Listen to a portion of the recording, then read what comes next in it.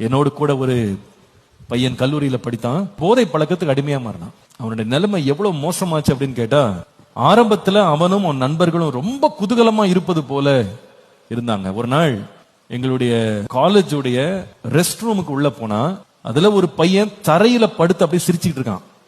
Rest ரூம்ல எல்லாம் நடந்து போற இடத்துல அந்த அழுக்கான தரையில் அப்படியே படுத்து சிரிச்சுக்கிட்டே இருக்கான். அப்போ எனக்கு முதல் அனுபவம் இது. ரெஸ்ட் ரூம்ல ஒருத்தன் தரையில படுத்து ஒரு காலேஜ் போற பையன் அப்படி சிரிச்சிட்டு இருக்கிறானேன்னு என்னுடைய நண்பன்ட்ட இது என்னன்னு கேட்டேன். சொன்னா ஃபுல் ட்ரக்ஸ்ல இருக்கான். அந்த ட்ரக் எடுத்தா சிரிச்சுக்கிட்டே இருப்பாங்க ரொம்ப நேரத்துக்கு. இத போலதான் என்னுடைய நண்பன் ஒருவன் மாட்டிக்கொண்டான். ஆனா ஆரம்பத்தில் அவனுடைய பரவசம் அவ்வளவு பயங்கரமா இருந்தது. அதை நிறைய மாணவர்களுக்கு பரப்பினான். ஆனால் பின்புதான் நான் கேள்விப்பட்டேன், அந்த பையன் ட்ரக்ஸ்ல வெளியே வரேன்னா அது ஒரு அடிக்டிவான ஒரு சப்ஸ்டன்ஸ். அதை எடுத்துட்டவன் அதுல இருந்து வெளியே வர்றது கூடாத காரியம். வீட்டுல இருந்து எல்லா சொத்தையும், ஒரே பையன் வீட்டுல இருந்து அத்தனை சொத்தையும் அழிச்சான் ட்ரக்ஸுக்கு.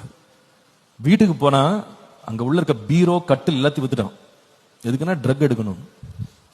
எல்லா பொருளும் போயிடுச்சு. எந்த பொருளும் இப்ப விக்கிறதுக்கு ஒண்ணுமே இல்ல. வீடு மொத்தமா வறுமைக்குள்ள போயிடுச்சு. கடைசியில ட்ரக்ஸ் வாங்குறதுக்காக காசு இல்லாம ரத்தத்தை வித்தான். ரத்தத்தை வித்து ட்ரக்ஸ் எடுத்தான். இள வயதிலே மரித்தே போனான். அவனை மரண வரைக்கும் அது கொண்டு போயிடுச்சு.